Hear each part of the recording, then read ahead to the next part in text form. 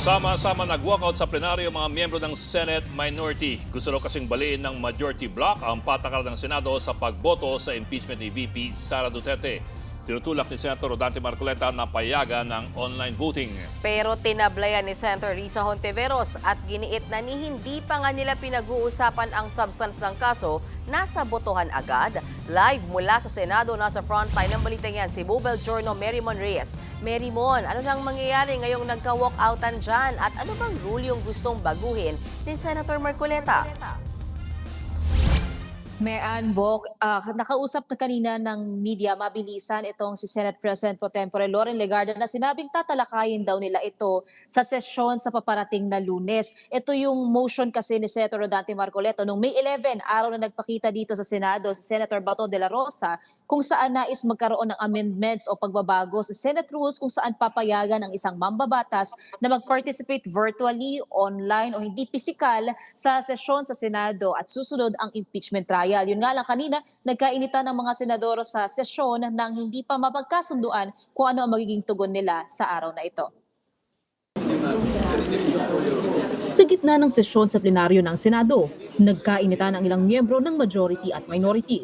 Nag-ugat yan sa mosyon ni Senador Rodante Marcoleta na payagan ang mga senador na makaboto at makadalo sa lahat ng sesyon via online. Lalo na sa impeachment trial, kung saan ang Senado ang nagko-convene bilang impeachment court.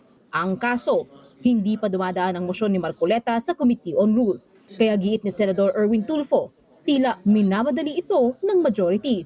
Pinapayagan lang daw kasi ang pagdalo sa sesyon online kapag may national emergency. Or is it because, Madam Chair, they're in a hurry because of news reports that probably two of our colleagues might land in jail this weekend? Is that the reason why? Is that the reason why they have to have this inserted, this Section 41C, para makaboto po kung sino man yung makukulong dahil sa announcement ng ombudsman na may lalabas na po ang warrant ng ilan sa mga kasama natin.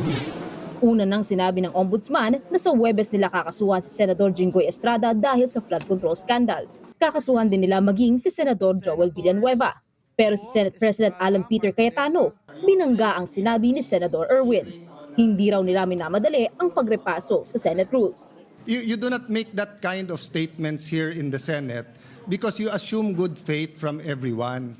That rule hindi minadali. May 11 pa ho yun. We are not even discussing the rule yet.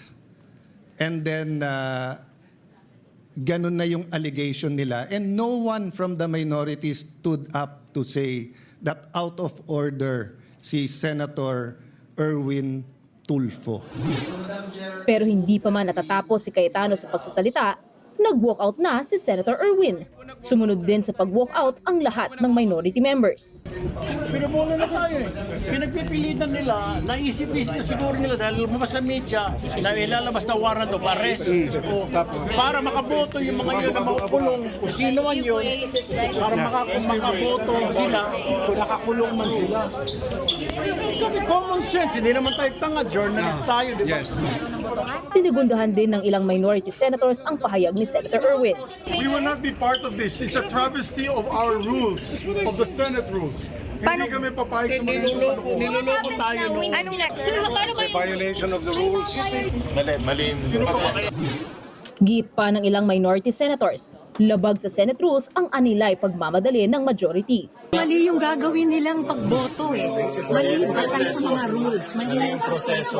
Wala pa ng debate sa substance. Bakit po sa tingin niyo gagawin sa proseso? Gusto nilang mangyari ngayon yun? Eh hindi nga tayo umabot sa pag-debate sa substantive kasi hindi nila sinusunod yung sariling rules. Teleconference, ginagawa lang yan kung may pandemya. Walang pandemya ngayon. Walang national emergency. Giit naman ni Senador Robin Padilla na kabilang sa majority, sana raw ay natuloy pa ang debatehan. Comment ko? Yes, sir. Sayang, ang ganda pa naman ng debate. Sana sa susunod, tuloy-tuloy yung debate para yan naman talaga ang silbi ng democracy. Tuloy-tuloy ang debate. Your comment, sir, dun sa... Sayang, ganda na eh. Bago naman ang pag-walkout ng minority, nagkasugutan pa sina Senator Risa at Senator Rodante Marcoleta kasunod naman ng pag-walkout. Nag-post sa Facebook ang ilang minority senators ng groupie nila na may caption na solid minority.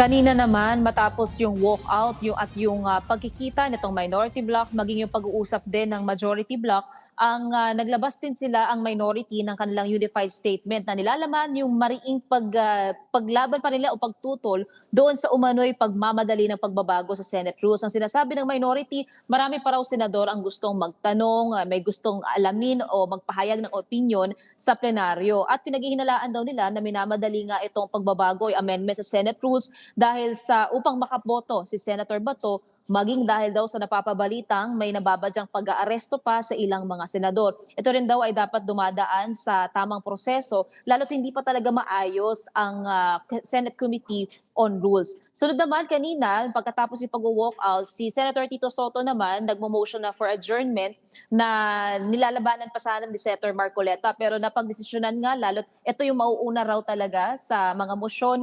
Napagdesisyonan ng liderato na i-adjourn muna ang sesyon hanggang 5 o'clock p.m. sa Lunes. Ito namang si Senator Marcoleta naman, depensa niya na may mga pagkakataon daw talagang kailangan gamitin ang mga bagong teknolohiya, lalo't marami raw pagkakataon na maaaring wala dito sa Senado ang mga senador. Ilan daw ito sa mga dahilan ng gusto niyang pagrepaso sa Senate rules, partikular na raw sa botohan at pagdalo sa sesyon. Bok, Mean.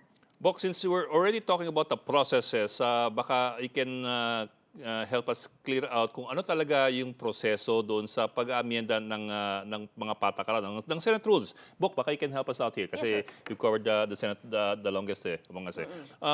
If I recall correctly, but tell me if I'm wrong, dapat kung may proposed amendments, refer yan sa Senate Rules Committee, magdi-deliberate sa Senate Rules Committee, pagbobotohan ng Rules Committee, tapos may committee report.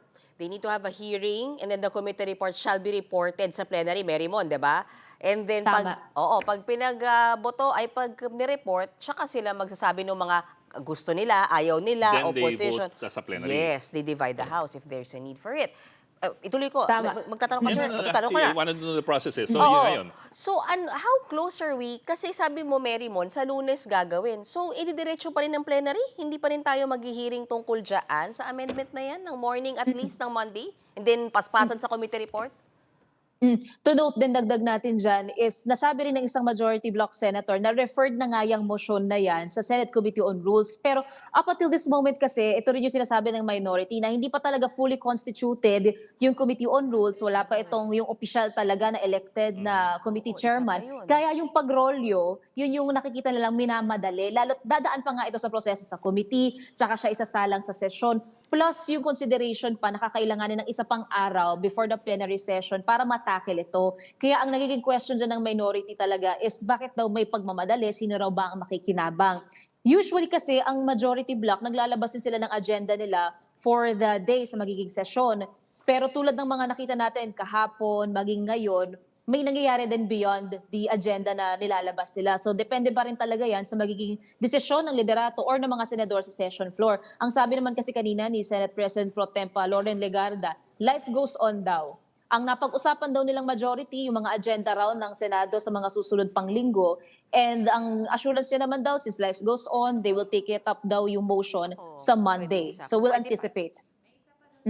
Oo. Marymon, so sorry so if we get it right, walang hearing tungkol dyan sa amendment na yan na pwedeng bumoto ang isang senador online pero itutuloy sa plenaryo ng Lunes. Scenario building lang tayo. Paano kung ganun ulit? Mag-walk out or actually may scenario akong nakikita ngayon, nababasa na baka hindi na umattend yung minority bloc. So walang quorum. Walang quorum pero they have the majority numbers. Paano ba? May ganun bang usapan dyan? Eh di wala dapat botohang mangyayari. Dapat. Yan yung sinasabi kanina ni Senator Risa. Kasi tinatanong namin nung hinahabol namin sila pa elevator, paano kung nag-walkout sila ngayon, pwede pa bang magbotohan yung mga senador? Ang sabi ni Senator Risa, wala raw quorum, so subukan lang daw nila ng majority block na natira sa floor. And ang kanina naman kasi, ang nililinaw ni SP Cayetano, hindi naman daw yung motion ang pagbobotohan na, kundi pagdidesisyonan lang daw yung division of the House kung pwede na raw bang matalakay o maisalang na sa sesyon sa plenaryo yung motion? And yun doon din nakita nitong mga senador from the minority na may pagmamadali, na may nagte-trespass o nare-railroad daw itong motion. Sabi naman ni Senator Marcoleta nung na-ambush interview pa namin kanina, hindi niya naman daw ni railroad. Matter of fact nga, nung May 11 pa raw yun. And ang nilinaw pa nga ni Senator Marcoleta, may instances daw talaga na kakailanganin na raw gamitin itong bagong teknolohiya. Ang naging example ni Senator Marcoleta is yung overseas online voting na pinayagan daw ng COMELEC. Okay. Alright. Maraming salamat, Mary Mon Reyes. Thank you. Mga kapatid, Ed Lingaw po, maging maalam at may pakialam sa mga napapanahong balita sa ating bansa. Para sa mas malilimang pagtalakay at paghimay sa mga issue at headlines, mag-follow at mag-subscribe sa social media pages ng News 5.